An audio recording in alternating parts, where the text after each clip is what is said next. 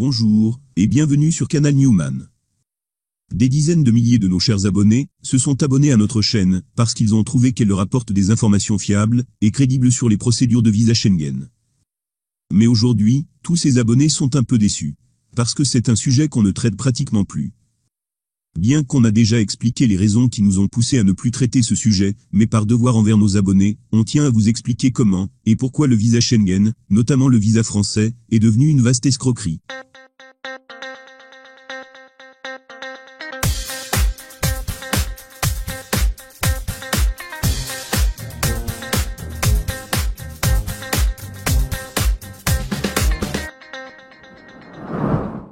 De nos jours, les réseaux d'escroquerie sont présents dans pratiquement tous les domaines.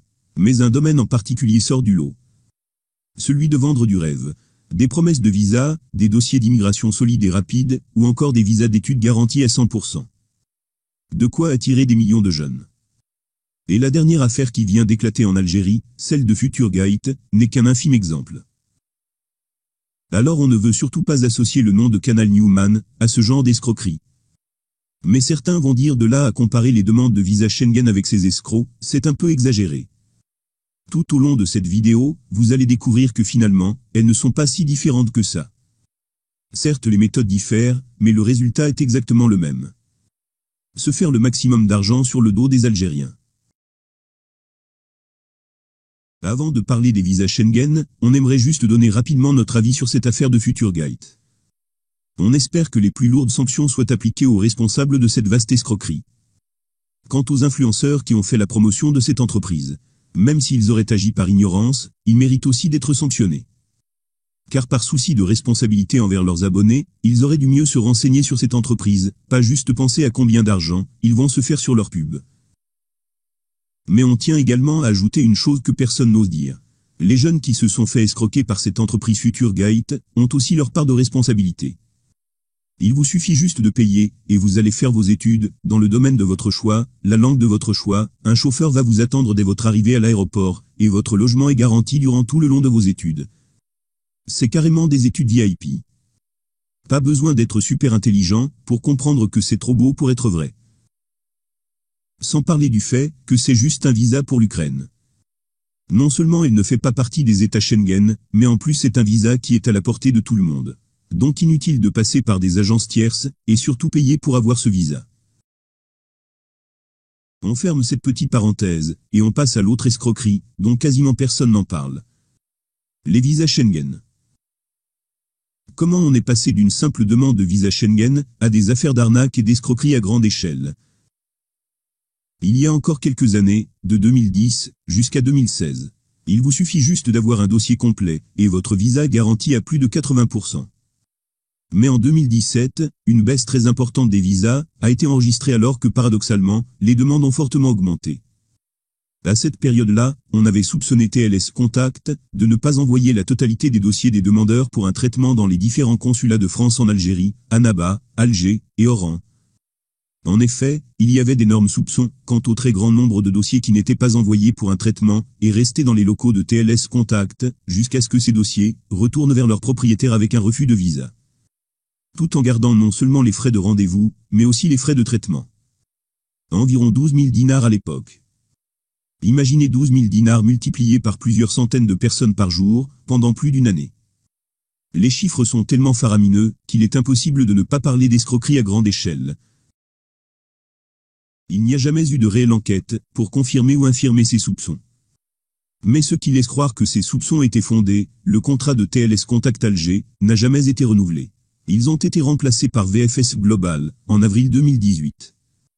Et au moment où tout le monde croyait que les demandes de visa des Algériens allaient enfin être traitées de manière transparente et équitable, ça n'a fait que s'empirer.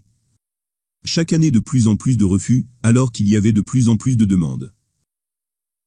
Les autorités françaises ont très bien compris qu'elles pouvaient tirer de très gros bénéfices de ce grand engouement des Algériens vers les demandes de visa Schengen. Il y avait tellement de demandes, qu'il était devenu quasiment impossible de trouver un rendez-vous. C'est alors que commence une autre escroquerie. Le business des rendez-vous, par des agences tierces. Aujourd'hui tout le monde est au courant que ces dernières années, la politique de la France et plusieurs autres États Schengen, c'est de réduire fortement le nombre de visas accordés aux Maghrébins, notamment aux Algériens, Mais en principe, lorsqu'on réduit le nombre de visas accordés, la logique et la décence veulent que le nombre de demandeurs serait aussi réduit. Lorsqu'on a un stade qui a une capacité de 20 000 places, on ne va pas vendre 120 000 billets pour ce même stade. Pourtant, c'est exactement ce qui se passe dans le centre de VFS Global. Le nombre de visas a été drastiquement réduit, mais le centre a continué d'accueillir plus de 1000 demandeurs par jour. Pourquoi vendre seulement les 20 000 places du stade, alors que les gens continuent d'acheter les 120 000 places, tout en sachant que plus de 80% d'entre eux n'auront pas de place dans ce stade? À croire que les anciennes pratiques de TLS Contact ont donné des idées aux autorités françaises. On réduit le nombre de visas accordés de plus de 50% sans réduire le nombre de demandeurs, et en parallèle on augmente les frais de visa. Comme ça, on est sûr qu'on va se faire encore plus d'argent sur le dos des Algériens. Certes, durant cette période de Covid, les demandes ont drastiquement baissé à cause des restrictions de voyage. Donc il y a eu un très grand manque à gagner, non seulement pour les centres TLS Contact Oran et Annaba, ainsi que VFS Global, mais surtout pour les services consulaires français. Un manque à gagner qu'ils vont tenter de récupérer au plus vite. Alors on pense que les demandes de visa vont redémarrer de plus belle dans les prochains mois. Mais il y aura toujours de moins en moins de visas accordés. Surtout qu'actuellement, pas besoin de réels motifs pour refuser un visa. Le quota justifie les refus. En effet, en ce moment, même avec un excellent dossier, si le quota de la journée est atteint, ton visa sera automatiquement refusé. Chacun d'entre vous connaît au moins une personne qui a eu un refus totalement injustifié. Et parfois même des refus abusifs. Des médecins, des avocats, des chefs d'entreprise, des cadres, absolument aucun secteur n'a été épargné. En plus, une grande partie des gens qui ont été refusés avaient des visas de circulation expirés. Donc pour espérer avoir un visa en 2022, en plus d'avoir un très bon dossier, il faut aussi avoir un très bon karma. Mais de temps en temps, on apprend ici et là que certains ont tout de même réussi à avoir leur visa. Parfois des petits commerçants, de simples fonctionnaires, ou encore des petits salariés. Sachez que ça fait partie du jeu. Si jamais on refuse les visas à 100%, alors tout le monde va arrêter de faire les demandes. On continue donc de délivrer les visas au compte-gouttes, pour des gens tout à fait normaux, pour donner de l'espoir, et continuer à attirer plus de demandeurs. On va conclure cette vidéo avec une petite remarque sur les statistiques de visa qui ont été publiées le 20 janvier dernier par la Direction générale des étrangers en France. Sur ce tableau, on voit que les Algériens ont obtenu 63 649 visas pour un peu moins de 100 000 demandes. Soit plus de 63% de visas accordés. Un taux qui a l'air pas si dramatique que ça. Il faut savoir que ces chiffres sont trompeurs. Car ce qu'on ne vous précise pas dans ce tableau, c'est que ce chiffre de 63 649 visas comprend aussi les visas études et les visas de regroupement familial. Lorsqu'on sait que le taux d'acceptation pour les visas d'études dépasse les 70%, et que pour celui du regroupement familial, il frôle les 100%. On se rend très vite compte que finalement le taux réel d'acceptation des visas touristiques pour les Algériens ne dépasse pas les 30%.